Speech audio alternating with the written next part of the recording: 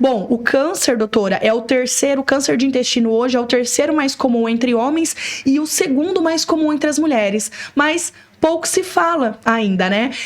Tem ainda uma questão aí de um preconceito ou uma quebra de tabu ainda com doenças relacionadas ao intestino? Então, isso é muito interessante você falar. É um tabu muito grande a questão do exame, a colonoscopia. No passado, esse tabu estava relacionado ao câncer de próstata, de fazer o toque retal. Hoje, a gente tem isso no intestino. Então, os pacientes que chegam no meu consultório, existe uma indicação de você fazer a colonoscopia. No Brasil, todos os pacientes acima de 50 anos têm que fazer colônia. O protocolo americano fala em 45, já está se falando em 40 anos.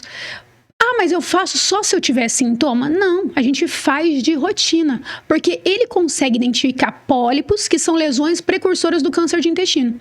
Porém, quando o paciente ele vai no meu consultório e eu abordo ele a questão da colonoscopia sem ele sentir nada, muitas vezes ele fica até um pouco mais, ele recua, fala, mas como eu vou fazer um exame desse sem necessidade? O preconceito da realização do exame, o medo do preparo para o exame, que acaba soltando mais o intestino e a pessoa acha que vai ficar mal e não fica, e o medo também, muitas vezes, de complicações relacionadas ao exame. Que se você faz num lugar adequado com um bom profissional, isso não acontece. As chances são mínimas, entendeu? Então, esse preconceito, esse medo, ele pode ser limitante no diagnóstico de doenças que evitariam, são removidas no próprio exame. Tem gente que fala assim, doutora, mas arranca isso no exame? Sim, é removida essas lesões no exame e você evita desenvolver o câncer de intestino.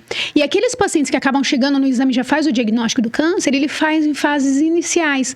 E o mais interessante é que o câncer de intestino é o câncer que tem maior índice de cura, mesmo em pacientes com metástase, que é aquela questão de falar do câncer avançado. A gente consegue tirar, inclusive, as metástases.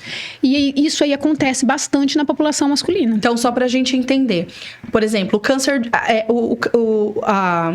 o exame, a colonoscopia, o primeiro ponto, ele deve ser inserido de forma rotineira em pessoas acima de 40 anos, assim como, por exemplo, as mulheres que realizam a mamografia, né?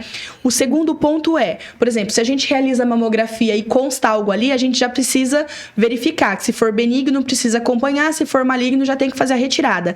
Na colonoscopia, não. A gente já pode encontrar algo ali que pode ser que futuramente transforme num câncer, não necessariamente, mas já faz a retirada, ou seja, é uma atuação, é um exame realmente que atua aí de forma não só para o diagnóstico, mas de forma preventiva desse paciente também. A gente fala que ele é um exame diagnóstico, ele é um exame terapêutico e, no caso que você comentou, preventivo, porque se ele tira esse pólipo, que a maioria deles são adenoma, esse adenoma, dependendo do tipo, ele pode, em 3 anos, 3 meses, 6 meses, desenvolver um câncer. E é removido no exame e a gente consegue fazer um controle desse paciente. Ou seja, o medo do exame, o preconceito do exame é o grande vilão. Os homens ficam preocupados com o câncer de próstata, que é o mais comum para eles, o câncer de pulmão é o segundo mais comum para o homem, o terceiro já é intestino. E ele é um exame que a gente consegue resolver a vida do paciente se for feito numa fase inicial.